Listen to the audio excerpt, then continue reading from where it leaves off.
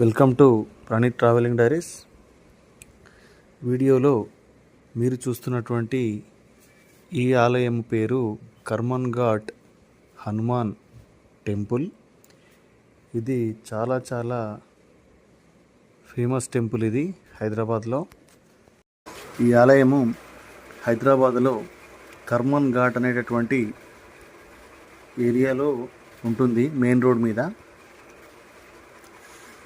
ఈ ఆలయం యొక్క చరిత్ర కనుక మనం చూసుకున్నట్లయితే క్రీస్తు శకం 1143 సంవత్సరంలో గోల్కొండ దుర్గమును నిర్మించినటువంటి కాకతీయ రాజు రెండవ ప్రతాపరుద్రుడు తన సైన్యంతో బయలుదేరి అప్పటి చల్చిం అంటే ఇప్పటి హైదరాబాద్ అరణ్య ప్రాంతమైనటువంటి లక్ష్మీగూడెం అనే గ్రామమునకు సమీపంలో ఉన్నటువంటి ఇప్పటి కర్మన్ ఘాట్ అరణ్య ప్రాంతమునకు వచ్చిన వాడై దినమంతయు వేటాడి పడుకుంటాడు.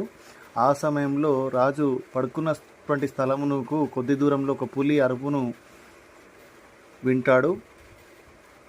దాన్ని వేటాడాలనేటువంటి ఆలోచనతో ఆ ధ్వని వచ్చిన దిక్కుగా వెళ్తాడు. ఎంత దూరం వెళ్ళినా కూడా ధ్వని తప్ప పులి మాత్రము కనిపించలేదు. తర్వాత కొంతసేపటికి చెట్ల గుబురులో నుంచి శ్రీరామ్ శ్రీరామ్ అనేటటువంటి శబ్దమును వింటాడు. అప్పుడు రాజు నిర్మలమైనటువంటి మనసుతో ఆ గుబురులో ఉన్నటువంటి ఆకులు అలములు తీసి చూడగా పద్మాసనం వేసుకుని ధ్యాన ముద్రలో ఉన్నటువంటి దివ్య తేజోప్రభలతో వెలుగొందుతున్నటువంటి శ్రీరామ భక్తుడు శ్రీ ధ్యానాంజనేయ స్వామి శిలాప్రతిమను చూస్తాడు. స్వామివారిని పూజించి తిరిగి తన దుర్గంకు వెళ్తాడు. అయితే అదే రాత్రి రాజుగారికి ఆంజనేయ స్వామి వారు కలలో కనిపించి తనకు ఒక ఆలయంను నిర్మించమని ఆదేశిస్తాడు. రాజు ఉదయాన్నే లేచి తన కుటుంబంతో నిత్యము పూజలు జరుపుకున్నట్లుగా ఏర్పాటు చేస్తాడు. ప్రతాపరుద్రుని తర్వాత ఎందరో రాజులు ఈ స్వామివారిని పూజించారు. అయితే ఇక్కడ గణపతి, శ్రీరాముడు, శివుడు, వేణుగోపాలస్వామి, జగన్నాథుడు మరియు అమ్మవారి ఆలయాలు కూడా ఇక్కడ నిర్మించారు. అయితే ఈ పూజా నిర్వహణకి చుట్టుపక్కల ఉన్నటువంటి భూములను కొందరు స్వామివారికి ఇచ్చారు. ఆ తర్వాత 17వ శతాబ్దంలో ఔరంగజేబు గోల్కొండ దుర్గమును వశపరుచుకొని మతోన్మాదంతో ఈ దేవాలయంను ధ్వంసం చేయుటకు తన సైన్యమును పంపాడు.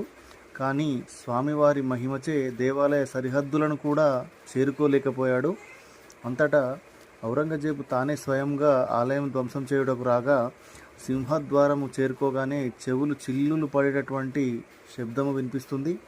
అంతేకాక గర్భగుడిలో నుంచి హే రాజన్ మందిర్ తోడ్నా హైతో పహలే తుమ్ కరో మన్ ఘట్ అంటే, ఓ రాజా, నా ఆలయమును ధ్వంసం చేయదలిచినచో ముందుగా నీ మనసును గట్టిపరుచుకొనుము అన్నటువంటి పలుకులు విన్నవాడై రాజు హే భగవాన్ తుమ్ సచ్ హై తో తుమ్హారా సచ్చాయి బతావ్, హే భగవాన్, నీలో సత్యం ఉంటే నీ యొక్క సత్యాన్ని నాకు చూపించు అని ఔరంగజేబు అంటాడు. అలా అనినటువంటి వెంటనే ఆలయంలో మెరుపు వలె కాంతిపుంజములు విరజిమ్మబడి తాటి చెట్టు ప్రమాణంతో స్వామివారి భయంకరమైన రూపం ఒకటి కనిపిస్తుంది. అప్పటి నుండి ఈ ప్రాంతమునకు కర్మన్ ఘాట్ అనేటటువంటి పేరుతో ప్రసిద్ధి చెందింది. అప్పటి నుండి స్వామివారు నిత్యము ధూపదీప నైవేద్యాలతో పూజలు అందుకొంచు భక్తుల మనోభిష్టాలను నెరవేర్చుతున్నాడు.